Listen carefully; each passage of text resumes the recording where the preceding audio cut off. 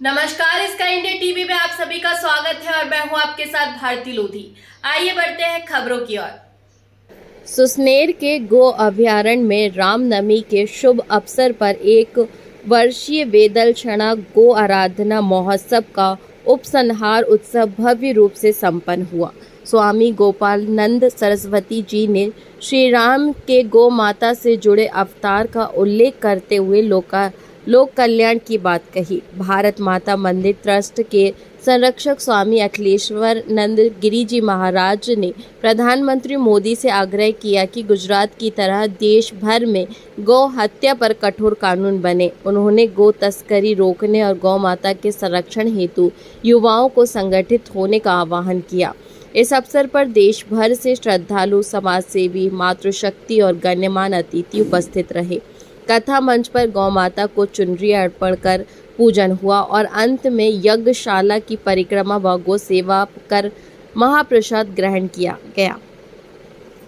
स्वामी जी महाराज इस युग के सामान्य व्यक्ति नहीं हैं, वो असाधारण पुरुष हैं जिनका सानिध्य 365 दिन से लगातार और शासन के द्वारा हम सबको प्रोत्साहित करने के लिए घोषित किया गया कि 1 वर्ष चैत्र से लेकर फाल्गुन तक, अब नया चैत्र आ गया, ये गो संरक्षण का वर्ष होगा और इसमें विविध कार्यक्रम, विविध प्रकल्प चलेंगे।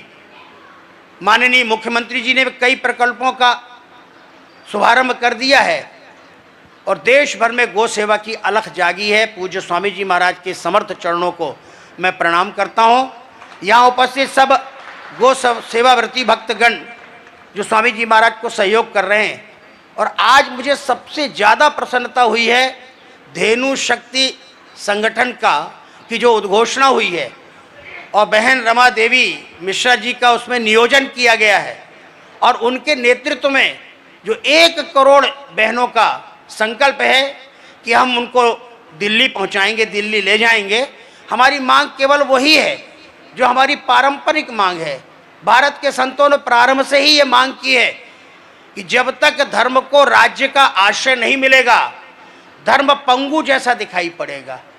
हम धर्म को पंगु नहीं देखना चाहते। जो धर्म हम सबको समर्थ बनाता है, यदि उसी धर्म के महत्वपूर्ण बिंदु आज विगलित हो रहे हैं, कष्ट में है, तो निश्चित रूप से मैं धेनु शक्ति संगठन की प्रासंगिकता को समझ सकता हूँ।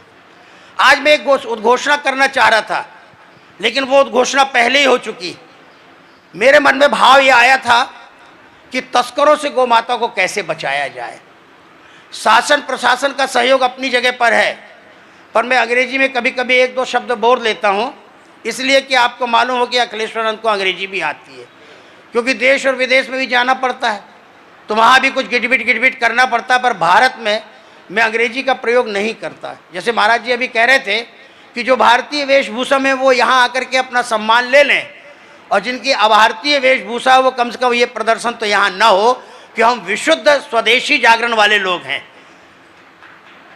मेरे मन में था कि एक गोपाल सेना बनाई जाए।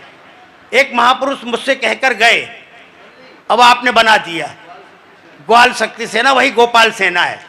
लेकिन उस सेना का स्वरूप क्या होगा? उनकी जो कल्पना थी कि कान तक एक लठ हमारे हाथ में हो और वो लठ लेकर हम घूमे। कौन जा रहे हैं?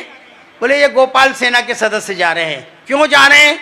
जहां जहां भी गौ माता पर प्रहार करने वाले लोग, गाय के प्रति बुरी नीयत रखने वाले लोग, जो गो तस्कर स्वभाव के लोग हैं, वो हमें मिलेंगे। तो हम इससे भी, महाराज जी ने बड़ी अच्छी बात कही कि हम समझाएंगे। अगर आप नहीं समझ पाए तो फिर 2-3 प्रयोग करने के बाद फिर हम ठोका ठाकी भी कर सकते हैं। ये हमारा मौलिक अधिकार है।